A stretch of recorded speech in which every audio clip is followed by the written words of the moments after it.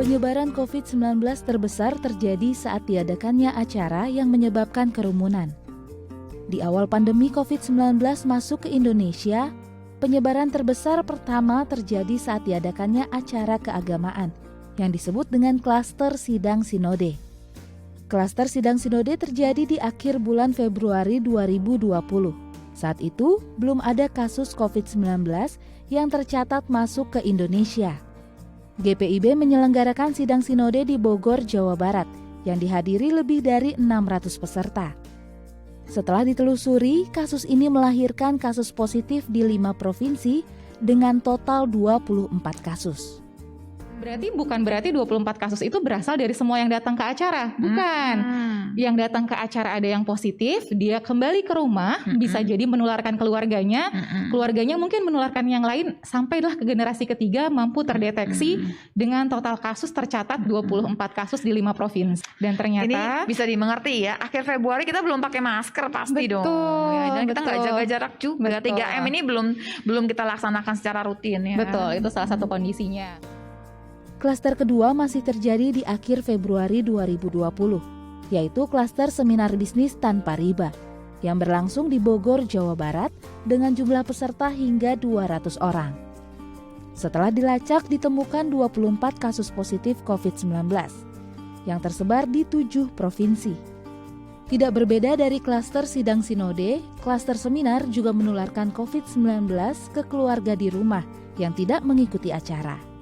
Klaster ketiga adalah klaster Goa, Sulawesi Selatan, yang terjadi pada pertengahan bulan Maret 2020 dengan total lebih dari 8.000 peserta. Tercatat total kasus positif mencapai 1.248 yang tersebar di 20 provinsi. Selain di Indonesia, klaster ini juga membawa kasus positif hingga ke luar negeri. Meski acara batal diselenggarakan untuk mencegah penyebaran COVID-19, namun sudah terjadi perjalanan dan pertemuan di lokasi, sehingga penularan virus corona tidak terhindari. Lagi-lagi pasti akan ada dampak, bisa jadi yang berpergiannya sehat namun menularkan kepada orang yang punya resiko, misalnya mereka yang sudah berusia lanjut atau mungkin mereka yang memiliki kondisi komorbid, malah fatalitasnya tinggi di mereka. Nah, jadi kita memang punya kewajiban jangan sampai kita menjadi sumber penularan bahkan mengakibatkan kematian pada orang lain.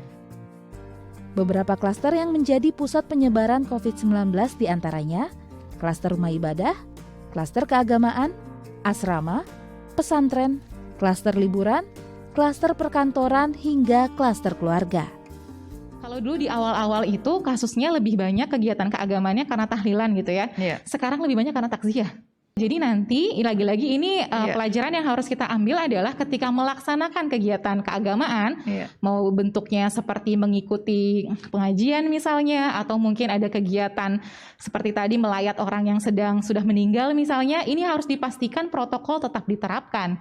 Tidak bisa dengan kita merasa, dia kan tetangga saya, dia juga bukan meninggal karena COVID misalnya. Ini tetap tidak boleh lengah dan harus tetap menerapkan 3. Menghindari kerumunan dan tidak mengadakan acara yang berpotensi menciptakan kerumunan merupakan wujud nyata yang bisa dilakukan untuk memutus mata rantai penyebaran agar tidak tercipta klaster-klaster baru penyebaran COVID-19. Christine Hutapea, Tim Liputan, DAI TV.